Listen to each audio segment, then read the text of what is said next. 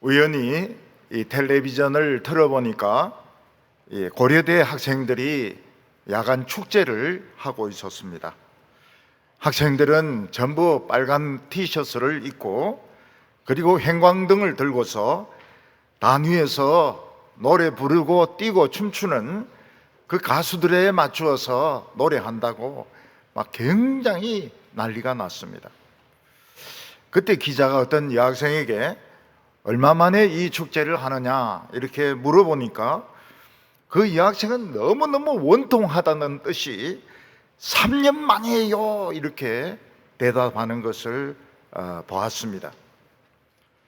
지난 3년 동안의 코로나는 대학의 아름다운 것들을 다 빼앗아 갔습니다. 이제 3년 만에 야간 축제를 한다고 학생들이 흥분해서 난리를 치는 것입니다. 지난 2년 반 동안의 코로나는 교회의 모든 아름다운 것들을 다 빼앗아가고 결국 자갈밭 같은 척박한 땅만 남겨놓았습니다. 교인들 사이에는 의심이 가득하고 불만이 가득하고 전혀 별것 아닌데도 막 화를 불같이 내는 것은 전부 다 코로나가 남겨놓은 결과인 것입니다. 우리는 지금 이 자갈밭에다 새로운 믿음, 새로운 사회, 새로운 교회를 지금 지으려고 하고 있습니다.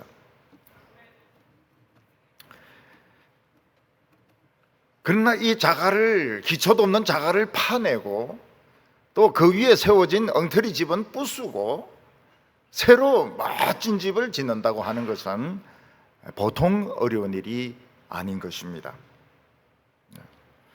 그런데 하나님은 우리에게 약속의 말씀을 주셨습니다. 사람이 떡으로만 사는 것이 아니고 하나님의 말씀으로 산다고 말씀하셨습니다. 또 우리에게 강하고 담대하며 아무것도 두려워하지 말라고 말씀하셨습니다. 그리고 술 마신 사람들이 걸어가는 것처럼 오른쪽 왼쪽으로 왔다 갔다 하지 말고 그냥 정면만 똑바로 바라보고 걸어가기만 하면 된다고 말씀하셨습니다. 여리고성은 고고학자들에 의해서 여러 차례 발굴이 시도가 되었습니다. 그런데 아직까지 우리 성경과 완전히 일치하는 그런 발견을 하지 못했습니다. 왜냐하면 성이 무너지고 그 위에 또 흙더미가 쌓이고 또 그 위에 사람이 살다가 또 무너지면 또 흙더미가 쌓이고 7층, 8층 이렇게 되기 때문에 성경과 완전히 일치하는 여리고성은 아직도 현재 진행형으로 발굴이 되고 있다고 보아야 됩니다.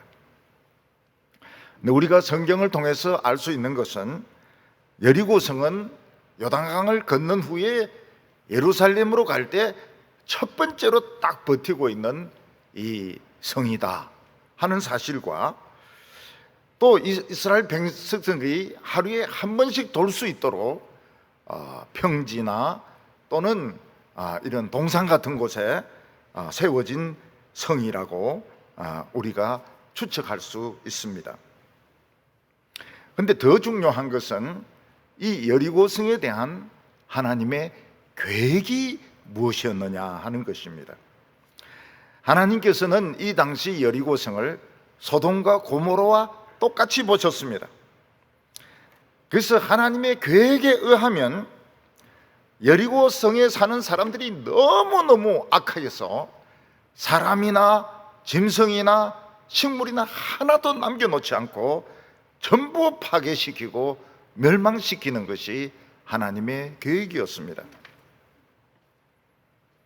그런데 하나님께서 여리고성을 완전히 멸망시키려고 보니까 그 중에서 딱 한 명 하나님의 말씀을 믿는 사람이 있었습니다.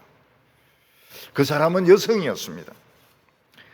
하나님께서는 이 아무도 알아주지 않는 여성이 이 여리고성의 사람들과 짐승들과 같이 죽는 것을 하나님은 원하지 아니하셨습니다.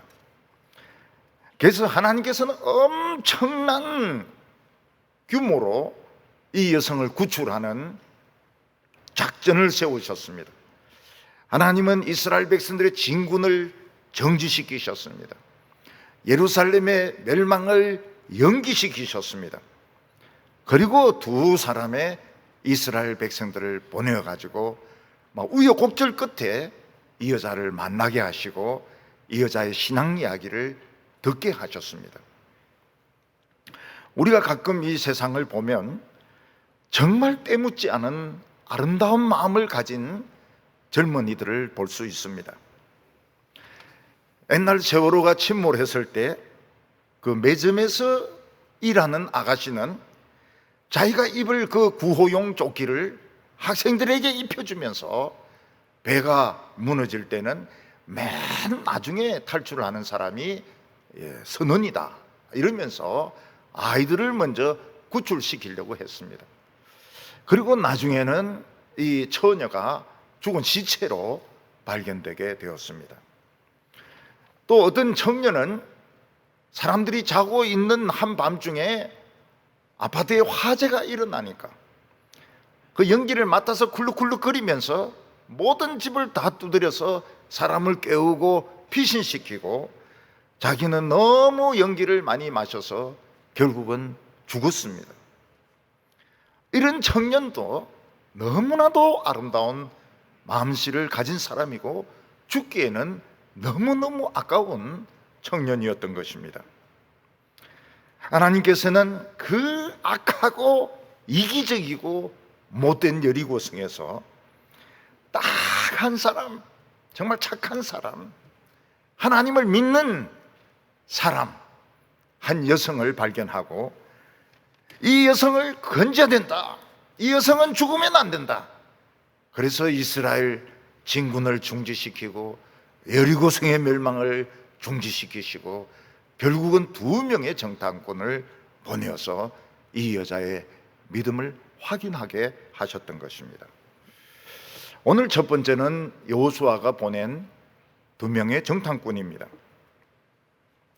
여호수아나 이스라엘 백성들은 여리고성에 대한 하나님의 계획과 하나님의 전략을 전혀 알지 못했습니다. 여리고 사람들은 더욱더 자신들의 운명에 대해서 알지 못하고 있었습니다. 근데 하나님께서는 여리고성을 이 요단강을 향하여 진군하고 있는 이스라엘 백성들을 갑자기 시딤에서 멈추게 하셨습니다. 그리고 아주 믿음이 좋고 신실한 이 2사람의 이스라엘 사람을 뽑아가지고 강을 건너서 여리고성에 침투해서 여리고성 사람들의 무장 상태, 정신 상태, 또 여러 가지를 조사하게 하셨습니다. 1절에 보면 눈의 아들 여호수아가 시딤에서 2사람을 정탐꾼으로 보내며 이르되 가서 그 땅과 여리고를 엿보라 하며 그들이 가서 라합이라는 기생의 집에 들어가서 거기서 유숙하더니, 이 시딤이라는 말은 아카시아란 뜻을 가지고 있습니다. 요단강을 건너기 전에 아카시아가 많이 있는 곳이 있는데 거기가 시딤이었습니다. 하나님은 이스라엘 백성들을 시딤에 머물게 하고 아주 신실한 2사람의 이스라엘 사람을 뽑아가지고 밤에 몰래 요단강을 건너서 여리고성에 침투하게 하셨습니다. 우리 생각으로는 기왕 하나님의 능력으로 여리고성을 공격하고 가나안 땅을 정복할 것 같으면 우리가 정탐꾼을 보내서 조사할 거 뭐 있습니까? 그냥 막 무턱대고 강을 막 헤엄쳐 건너든지 걸어서 건너든지 빠져 죽든지 하고 여리고성도 가서 막 기어오르든지 돌 던지든지 이렇게 하면 될 텐데, 하나님께서는 인간적인 방법을 쓰게 하셨습니다. 2사람의 정탐꾼을 보내어서 그들의 방어 상태, 그들의 정신 상태, 그들의 모든 구조 이런 것들을 조사하라고 말씀하셨습니다. 하나님께서는 우리의 생각과 우리의 재능이 하나님의 뜻을 벗어나지 않는 이상 하나님의 구원의 그것을 쓰는 것을 기뻐하십니다. 우리의 지식과 우리의 음악과 우리의 미술과 우리의 재능, 체력과 이런 것들이 하나님의 뜻을 거스르지만 않으면 하나님은 즐겁게 하나님의 뜻에 포함을 시키십니다. 그런데 가장 중요한 것은 여호수아도 알지 못했고 두 정탐꾼도 알지 못했고 여리고 왕도 알지 못했던 착한 마음을 가진 이 여자를 건지는 것이 하나님의 목적이었던 것입니다. 40년 전에 이스라엘 백성들은 12지파 중에서 한 명씩 12명을 뽑아가지고 가나안 땅을 정탐하게 했습니다. 그런데 그 중에 10명이 아주 부정적인 보고를 하고 백성들을 막 선동을 했습니다. 막 그들은 거인이고 우리는 막 벌레 같다고 이야기했습니다. 그래서 결국은 그 정탐이 실패해서 이스라엘 백성들은 40일이 40년이 되어가지고 광야를 돌면서 출애굽한 1세대는 다 죽게 됩니다. 그동안 여리고성 사람들은 좋은 기후에 그리고 참 좋은 이런 분위기였어. 뭐 휴가 즐기기에도 너무나 좋은 이 여리고에서 종려나무가 있는 이 성에서 마음껏 먹고 마시고 즐기면서 향락과 사치와 음행과 모든 자기들 하고 싶은 짓을 다 하면서 살았던 것입니다. 하나님께서는 여리고 사람들이 정신을 차리도록 무려 400년을 기다리셨습니다. 여리고성 사람들은 이스라엘 백성들이 출애굽한 이야기를 들었고 홍해를 가른 이야기를 들었고 가까운 요단 동편에 있는 시혼과 옥이라는 이런 거인족들을 멸망시킨 이야기를 다 들었습니다. 그렇지만 그들 중에서 자신의 정욕과 향락을 포기하고 하나님께 돌아오려고 하는 사람은 한 명도 없었습니다. 하나님께서는 여리고 성을 막 소돔과 고모라처럼 폭발을 시키든지 전멸을 시키려고 계획을 하고 계신데 딱 보니까 딱 한 명 라합이라는 기생이 하나님을 믿는 믿음, 아름다운 마음을 가지고 있는 것입니다. 그래서 하나님께서는 이 여자 한 명을 살리기 위해서 거대한 작전을 하십니다. 이스라엘도 멈추고 여리고성의 멸망도 멈추고 그리고 이유도 모르는 채 이스라엘의 정탐꾼이 여리고성으로 들어가게 됩니다. 한 인문학자가 겪은 6.25라는 책이 있습니다. 그 책을 쓴 분은 얼마 전에 돌아가신 유명한 학자의 부인입니다. 이분은 경기여고를 다닐 때에 그 일사후퇴를 만나가지고 기차를 타고 남쪽으로 도망을 가게 되는데 기차 안에는 자리가 없어서 기차 뚜껑에 전부 앉아가지고 내려가게 됩니다. 기차 뚜껑에서 밥을 먹고 기차 뚜껑에서 물을 마시고 이제 이러면서 내려가는데 중간에 이제 잠깐 서면 이제 거기서 내려서 막 불을 피워가지고 이제 밥을 지어 먹는데 돌이 반이고 쌀이 반이고 뭐 이런 형편이었다고 합니다.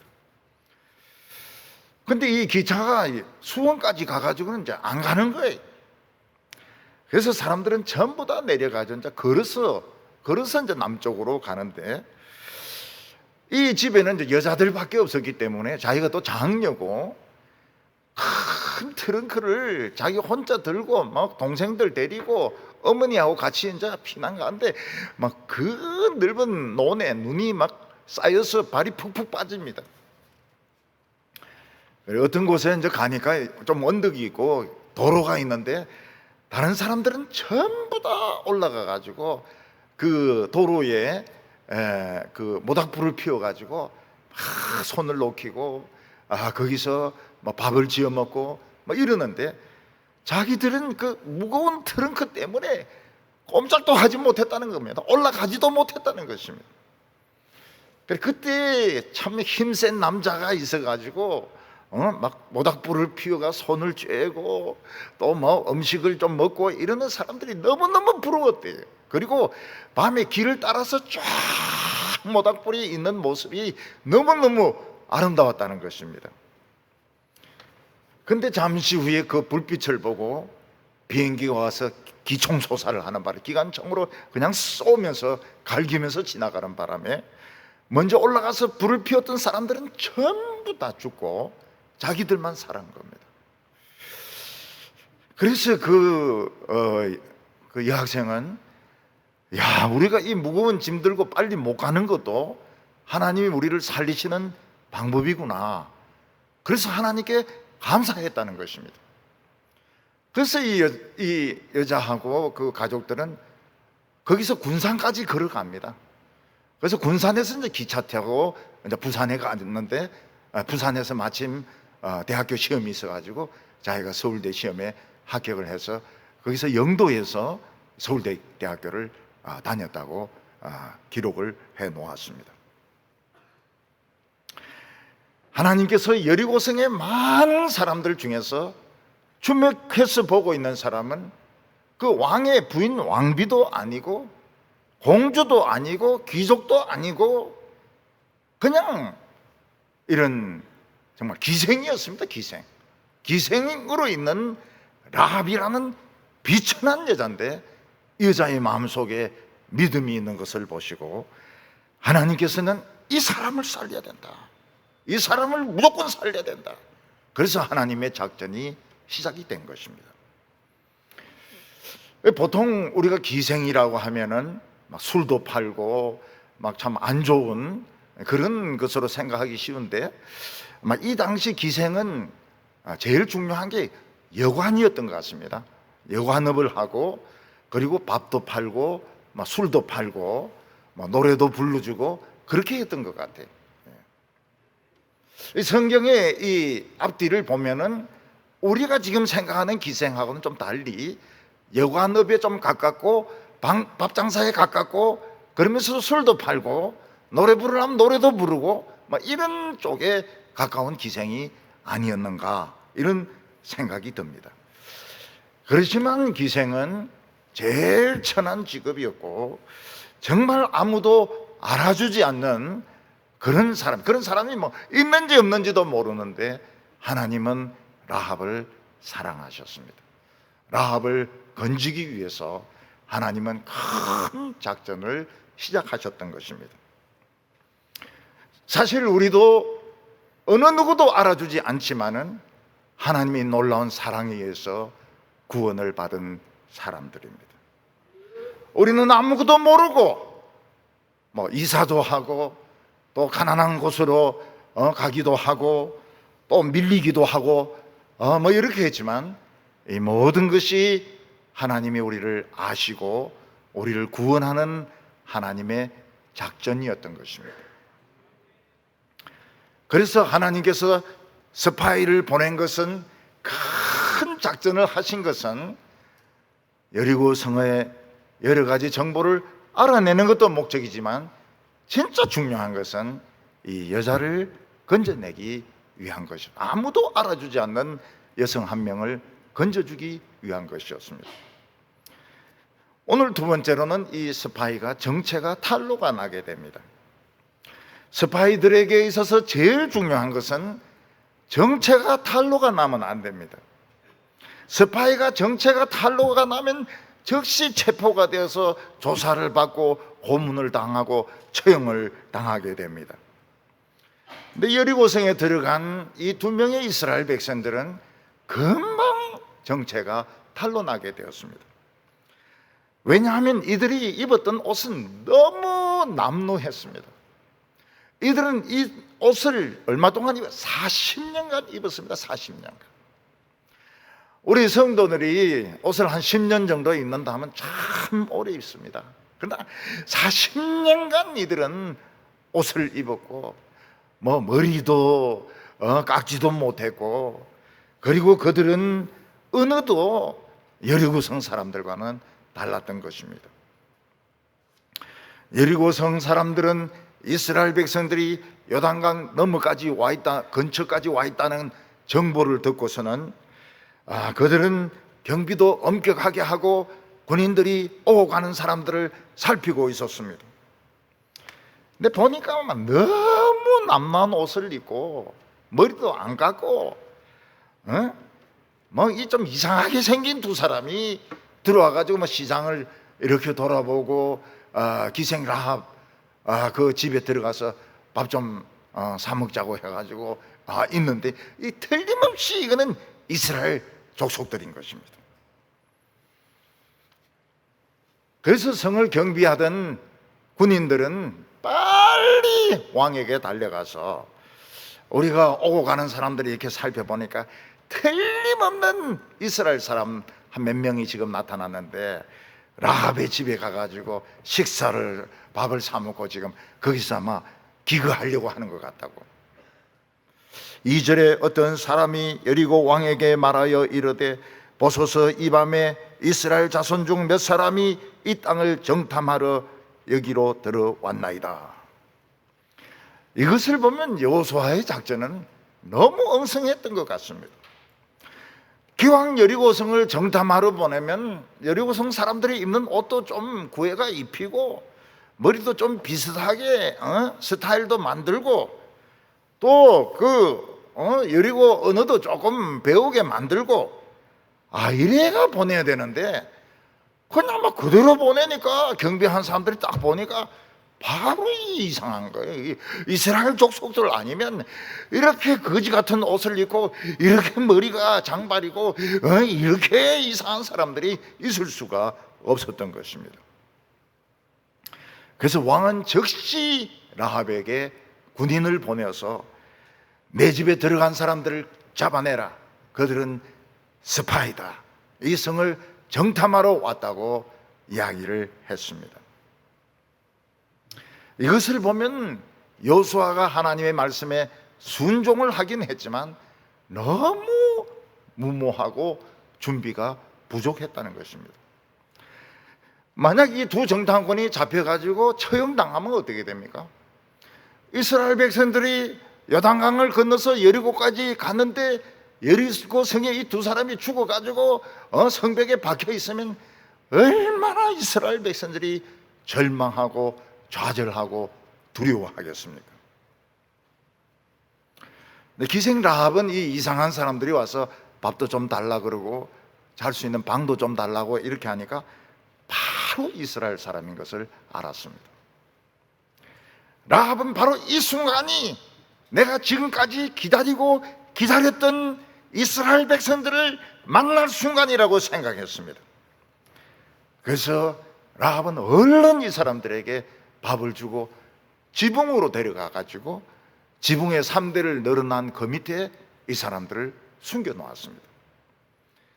잠시 후에 군인들이 막 밀어닥치면서 라합에게 너희 집에 들어온 이상한 사람들 잡아내라고 이야기했습니다. 그때 라합은 거짓말을 합니다. 이상한 사람들이 들어오긴 했는데 일단 돈이 있으니까 밥은 일단 팔고 그 사람들은 두리번두리번 하더니 나가더라는 거예요. 그래서 성문 밖으로 지금 나가서 이 요단강 쪽으로 가는데 빨리 가면 충분히 잡을 수 있을 거라고 이야기를 했습니다. 성경은 나와 있지 않지만 군인들이 어리숙하게 그냥 갈 리가 없습니다. 그 안을 뒤졌어요. 라합의 집을 싹 다 뒤졌는데 역시 이 두 사람은 없는 겁니다. 지붕 위에 숨겨놓았을 줄은 몰랐던 거예요. 그래서 그들은 진짜 이 두 사람이 성문 밖으로 도망쳤다 해가지고 우르르 나가면서 이제 추격을 하는데 성문은 탁 닫혔습니다. 여기서 중요한 것은 라합이 조금도 망설이지 않고 이스라엘 백성들을 살렸다는 것입니다. 만약 라합이 이 이스라엘 사람들을 신고했다면 어떻게 되겠습니까? 술장사 엄청 잘 됩니다. 밥장사 엄청 잘 됩니다. 여관은 엄청 잘 될 것입니다. 별 5개의 여관이 되었을지도 모릅니다. 여리고성 사람들이 은인이라고 하면서 밥은 전부 거기 와서 사 먹고 술도 그 집에 와서 사 먹고 여관도 굉장히 잘 되었을 겁니다. 근데 자칫 잘못하면 라합은 죽습니다. 여리고 성을 배반했기 때문에 죽을 수밖에 없습니다. 그러나 라합은 망설이지 않았습니다. 나는 이스라엘 편에 서리라. 그래서 여리고를 배반해버립니다. 여리고를 배반해버리고 이 스파이들을 숨겨둡니다. 그래서 야고보 사도는 뭐라고 말했는가 하면, 믿음은 이런 거다. 믿음은 속으로 믿고 아무 행동을 안 한다면 이 여자가 믿음이 있는지 없는지 어떻게 하다는 거예요. 라합은 결단을 딱 내려가지고 스파이를 딱 숨기고 군인들 딱 따돌리니까 이 사람의 믿음이 나타났다는 것입니다. 그래서 믿음이라고 하는 것은 그냥 속으로 믿고 교회 왔다 갔다 하는 것이 아니고 액션입니다. 액션. 믿음은 마음의 확신 플러스 액션입니다. 믿으면 행할지니라. 믿으면 행해야 되는 것입니다. 이 편에 서든지 저 편에 서든지 결단을 내려야 되는 것입니다. 저 사람은 왜 술을 안 마시냐? 예수 믿기 때문에. 저 사람은 왜 오늘 모임에 안 나왔느냐? 예수 믿기 때문에. 저 사람은 왜 저렇게 행동하느냐? 예수 믿기 때문에. 이걸 분명하게 해야 된다는 겁니다. 믿는 것도 아니고 안 믿는 것도 아니고, 목사인데 목사라고 하지 않고 부목사들인데 부장님이라 불러라 하든지, 이렇게 하면 이거는 분명치가 않은 거죠. 부장은 무슨 부장입니까? 어느 회사 부장입니까? 여기 보면 라합이 이 군인들에게 거짓말을 합니다. 숨겨놓고 도망쳤다고 거짓말을 합니다. 그래서 많은 사람들이 이런 선한 거짓말은 죄가 안 된다고 생각을 합니다. 흰색 거짓말, white lie, 흰색 거짓말은 해도 된다, 이런 식으로 합리화시키는 것을 볼 수 있습니다. 물론 우리가 이 세상에 살면서 이런 흰색 거짓말, 선의의 거짓말을 많이 합니다. 그렇지만 죄입니다. 언제가 죄가 안 되는가 하면 생명과 관계될 때, 내가 어떤 진실을 이야기했는데 무고한 사람이 죽게 될 때는 죄가 안 됩니다. 그래서 앰뷸런스도 환자가 막 죽어갈 때, 심장병 환자가 막 죽어가고 응급 환자가 있을 때는 빨간불도 그냥 통과합니다. 경찰이 안 잡아요. 왜냐하면 이거는 법을 뛰어넘는 생명의 문제이기 때문에 그런 것입니다. 어떤 앰뷸런스 운전수는 환자가 없는데도 막 빨간불 하면서 사이렌 울리면서 통과하다가 잡혀가지고 벌금 내요. 경찰을 우습게 하면 안 됩니다. 경찰도 알아요. 우리가 거짓말을 하지 않으면 참 무고한 누구가 죽게 될 때, 그때는 거짓말 할 수밖에 없습니다. 깡패들이 와가지고 누구 내놔라 이럴 때는 거짓말 해야죠. 그렇지만 그렇지 않은 선의의 거짓말은 회개를 해야 됩니다. 그것도 하나님 앞에서는 부정한 것입니다. 오늘 마지막으로 라합의 고백이 나옵니다. 라합은 군인들을 따돌린 후에 두 이스라엘 사람이 숨어있는 지붕 위로 올라갑니다. 그리고 자기가 가지고 있는 믿음을 드디어 이야기를 합니다. 하나님은 상천하지의 유일하신 하나님이라. 하나님은 위의 하늘과 아래 땅에 유일하신 하나님이라. 하나님은 여리고성을 멸망을 시키려고 이스라엘 백성들을 보냈다는 걸 자기는 믿는다고 이야기를 했습니다.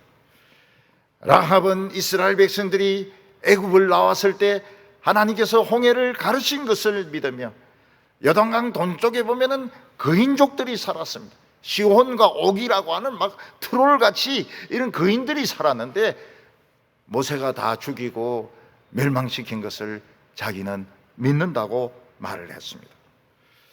그리고 라합은 이 중탕꾼에게 아주 중요한 이야기를 합니다.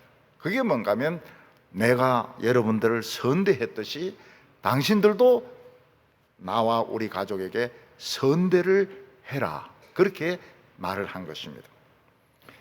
이 선대라는 말이 히브리 말로 헤세드입니다. 이 헤세드는 번역하기가 참 어려운 말입니다. 왜냐하면 우리는 이런 사랑이 별로 없기 때문에 그렇습니다.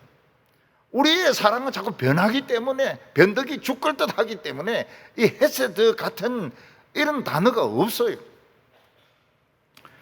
그래서 성경을 번역하면서 인애라는 말을 만들기도 했습니다. 인애, 헤세드를 인애라고 만들기도 하고, 또는 오래가는 사랑, 뭐 이런 식으로 번역하기도 했습니다. 그런데 인애, 헤세드의 정확한 뜻은 자기의 목숨을 걸고 끝까지 사랑하는 사람을 지키는 것이 인애인 것입니다. 하나님의 백성의 특징이 바로 헤세드에 있습니다. 내가 기분이 좋고 상대방이 내 마음에 들고 이러면 좋아하다가 좀 기분이 나쁘고 오해가 생기고 언짢으면 그냥 패대기 쳐버리는 것은, 이거는 인애가 아닙니다. 하나님의 백성들이 누구를 사랑하기로 했으면 죽을 때까지 자신이 죽고 그 사람도 죽고 그 이후에도 그 사람을 지키는 것이 인애인 것입니다. 그래서 예수님은 우리를 사랑하셔서 자신의 죽음으로, 십자가에 못 박혀 죽음으로 우리의 생명을 지켜주셨습니다. 나중에 이스라엘 백성들이 망하게 되었을 때 호세아 선지는 이스라엘 백성들의 이야기합니다. 너희들의 인애가, 너희들의 헤세드가 쉬 없어지는 아침 이슬 같도다, 아침 안개 같도다. 아침에 안개가 꼈을 때는 이게 뭐가 있는 것 같은데 해가 쬐니까 막 싹 없어져 버렸어요. 처음에는 막 사랑하니 어쩌니 이러다가 사랑이 식으면 막 뒤통수를 딱 때려버리는 겁니다. 그게 이스라엘 백성들이 하나님으로부터 버림받는 조건입니다. 라합은 이 두 정탐꾼이 어떻게 하면 살 수 있을지 방법을 가르쳐 주었습니다. 왜냐하면 이 두 사람이 살아야 자기가 살 수 있기 때문에, 이 두 사람이 살아서 가서 이야기를 해줘야 자기 믿음이 증명될 수 있기 때문에 이 사람들이 살아서 갈 수 있는 길을 가르쳐 줍니다. 일단 우리 집엔 더 있을 수 없다. 왜냐하면 우리 집은 노출이 되었기 때문에 곧 군인들이 또 닥칠 것이다, 샅샅이 뒤질 것이다. 그래서 오늘 밤 안으로 이 집을 탈출해야 된다고 이야기를 합니다. 다행스러운 것은 뭔가 하면 이 라합의 집이 성문 위에 있기 때문에 라합의 창문이 그냥 성문하고 연결되어 있었습니다. 내가 밧줄로 내려줄 테니까 이 밧줄을 타고 내려가서 도망가야 된다, 반드시 여리고를 벗어나야 된다고 이야기했습니다.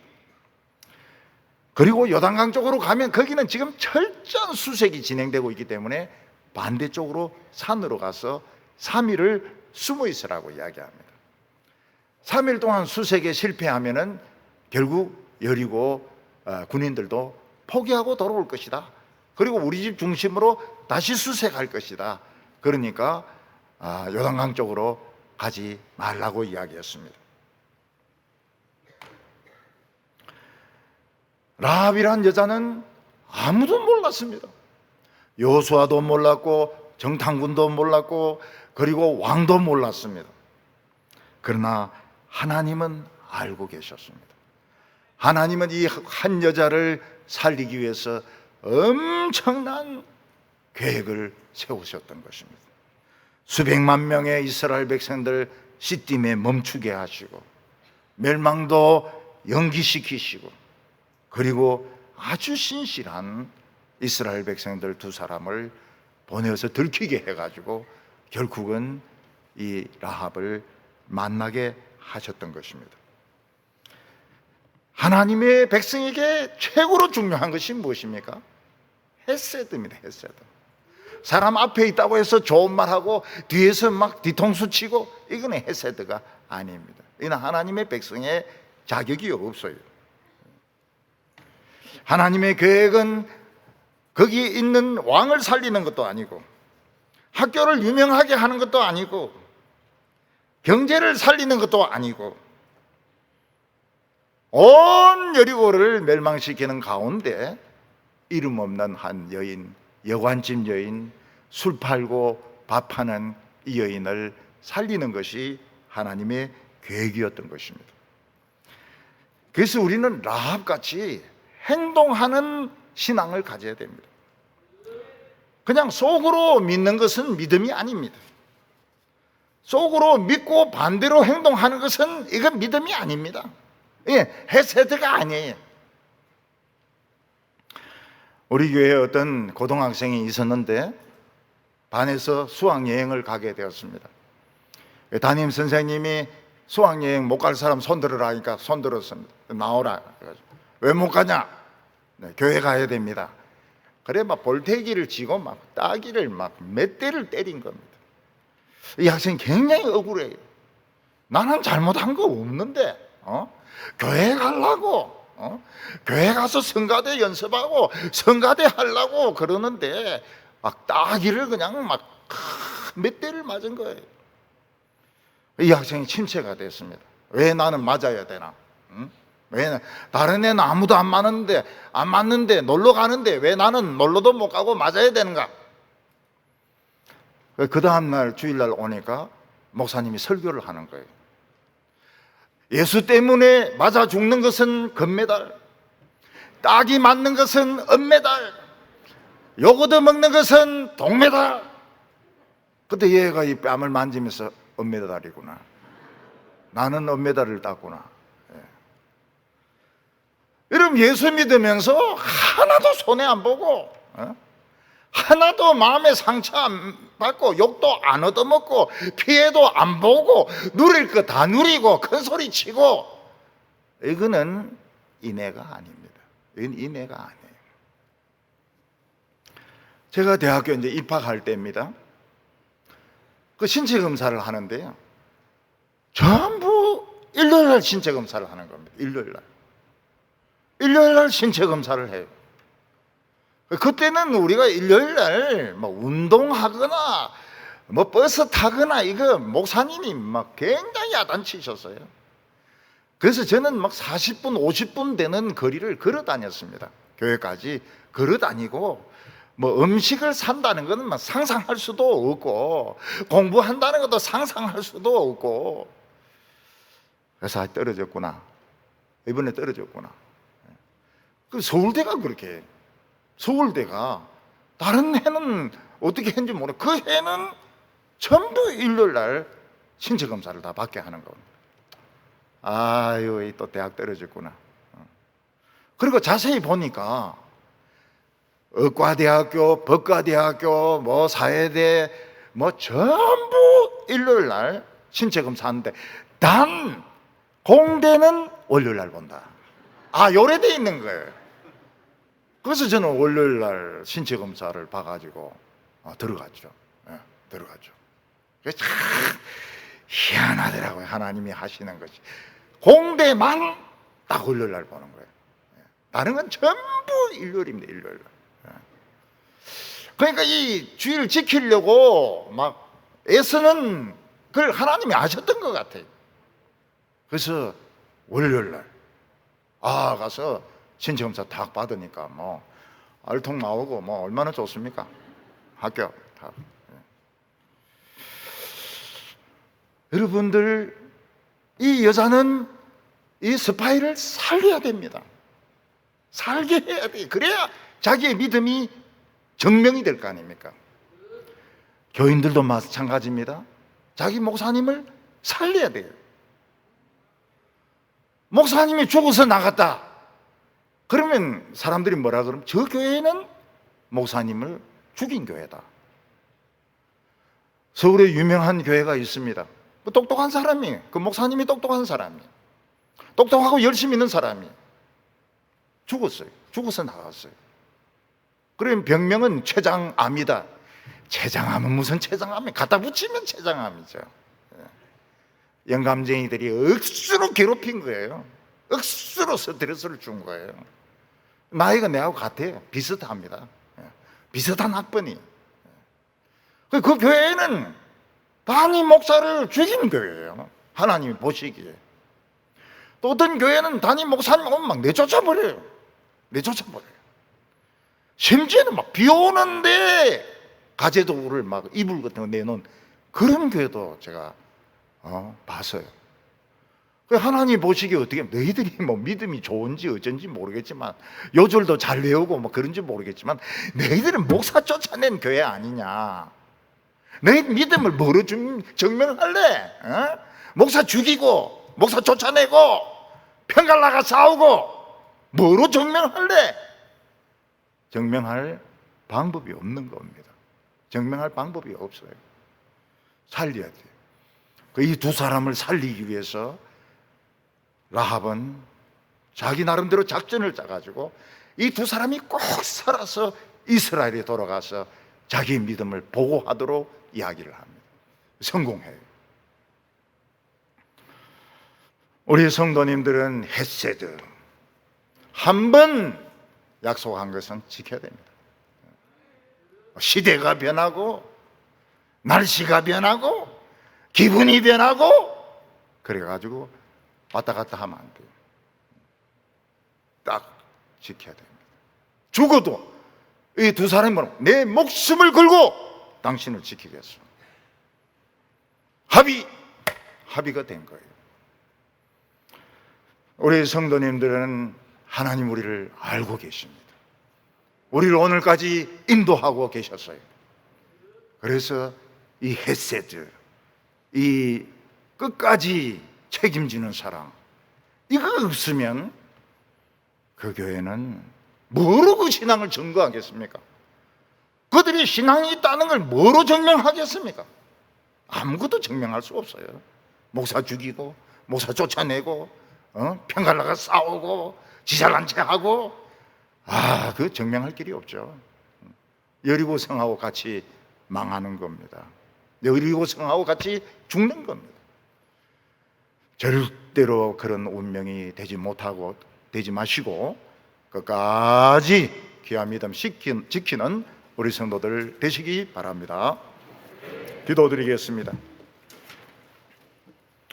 거룩하신 하나님 아버지, 아무도 알지 못하는 술집 여자, 밥집 여자, 여관집 여자를 알고 계시는 주여, 오늘 우리도 알고 계시고 하나님은 우리에게 말씀하는 줄 믿습니다.